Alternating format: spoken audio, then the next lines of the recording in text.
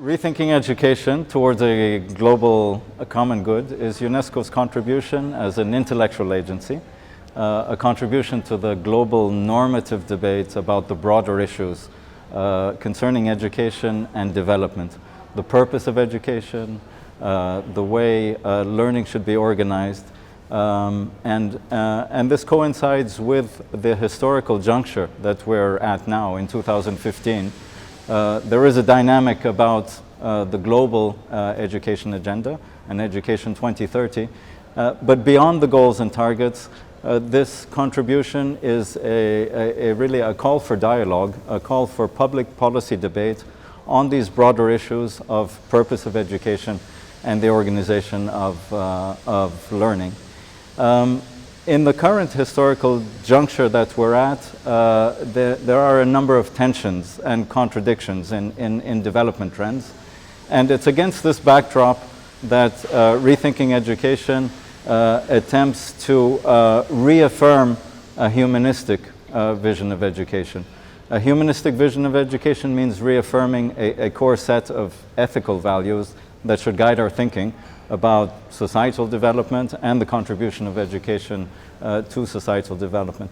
It also means an integrated vision of education.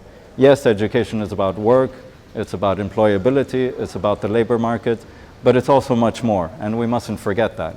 It's also about cultural development, it's got ethical dimensions, it has social dimensions, and we need to have an integrated vision of education in order to ensure the empowerment of individuals and the well-being of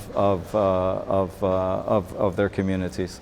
In terms of policy, a humanistic approach is really a focus on equity, a concern that education should not exclude, should not marginalize.